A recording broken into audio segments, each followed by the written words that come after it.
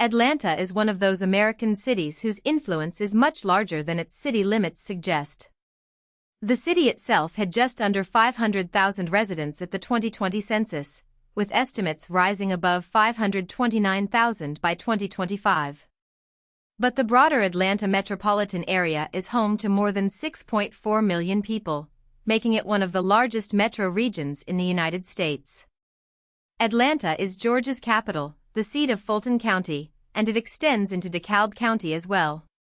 It is classified as a Beta Plus global city, meaning it plays a meaningful role in international business, transportation, culture, and institutions. To understand Atlanta, you have to look at more than population. You have to look at how geography, railroads, war, civil rights, air travel, and economic reinvention all shaped one city into a regional and global force. Atlanta's physical setting helps explain its personality. The city sits among the foothills of the Appalachian Mountains, at an elevation of just over 1,000 feet above sea level. That may not sound dramatic compared with mountain cities, but it gives Atlanta a rolling topography unusual for a major American urban center. Instead of a flat grid stretching in every direction, Atlanta is shaped by hills, curves, ridges, and tree-lined neighborhoods. It is also known for having the densest urban tree coverage of any major city in the United States. This creates a distinctive contrast, a metropolitan center of highways, airports, corporate towers, and film studios, surrounded and softened by thick greenery. The phrase "city in a forest" is not just marketing. It captures how Atlanta's built environment and natural landscape are constantly intertwined. Atlanta began not as a grand colonial port or a planned political capital, but as a transportation endpoint. In the early 19th century, Georgia sponsored a major railroad project to connect the interior of the state with broader markets. The settlement that became Atlanta was originally founded as the terminus of that railroad. In other words, it was a place where tracks ended. But that ending quickly became a beginning. Other railroad lines converged there, turning the small settlement into a junction where goods, people, and information could move in multiple directions. This role shaped the city's identity from the start. Atlanta was not built around a harbor or a river in the same way as many older cities. It grew because it connected places. Its future would repeatedly depend on that same idea: mobility, logistics, and access. The name Atlanta itself reflects this railroad origin. It is derived from the Western and Atlantic Railroad, the largest of the lines that helped define the city's early growth. As the rail network expanded, Atlanta became increasingly important to commerce in the Southeast. Railroads brought cotton, manufactured goods, travelers, and capital through the city. They also encouraged warehouses, hotels, repair facilities, and businesses to cluster nearby. The result was rapid urban growth built around movement. By the middle of the 19th century, Atlanta had become more than a railroad stop. It was a strategic node in the regional economy. This mattered not only in peacetime but also in war. When the American Civil War began, Atlanta's transportation infrastructure made it valuable to the Confederacy as a supply and coordination center. During the Civil War, Atlanta's importance made it a major target. Its railroads and industrial facilities helped support Confederate operations, so Union forces saw the city as strategically essential. In 1864, after the Atlanta Campaign, Union forces captured the city. Then, under General William T. Sherman, Atlanta was almost entirely burned during the events connected with the March to the Sea. The destruction was devastating, both physically and symbolically. Buildings, rail facilities, and industrial sites were damaged or destroyed. Yet Atlanta's story did not end in ruin. In fact, the city's later identity would be partly built on the idea of rising from destruction.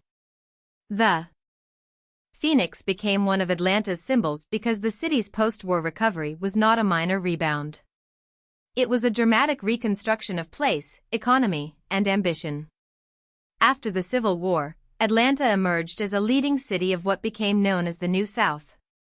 That phrase described an effort to move beyond the old plantation economy and build a more industrial, urban, and commercially connected region. Atlanta positioned itself as a symbol of that transformation. Its rail connections remained crucial, but now they supported factories, trade, finance, and regional influence. The city became an industrial center and an unofficial capital of the New South, a place where boosters promoted modernization and economic growth. This image was powerful, though incomplete.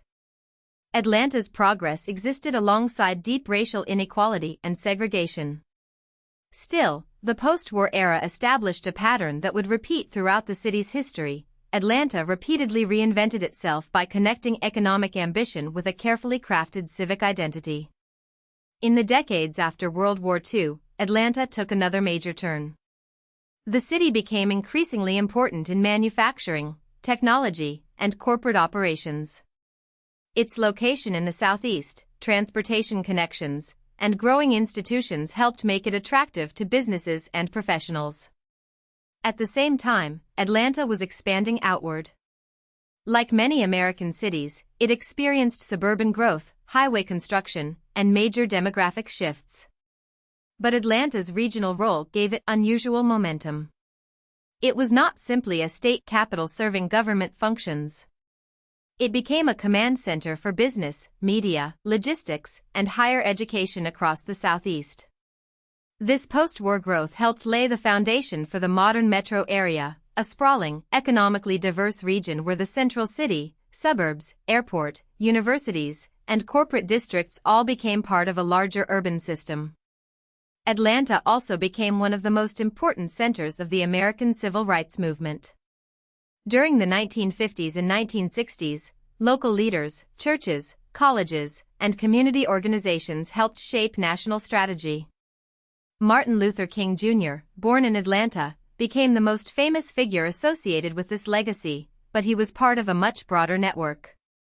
Ralph Abernathy and many other local activists played key roles in organizing, protesting, negotiating, and building institutions. Atlanta's civil rights history is central to understanding the city because it complicates the image of smooth progress. The city promoted itself as pragmatic and forward-looking, yet activists had to challenge segregation and racial exclusion directly. The modern Atlanta that markets itself as diverse and globally connected is deeply tied to these struggles and achievements.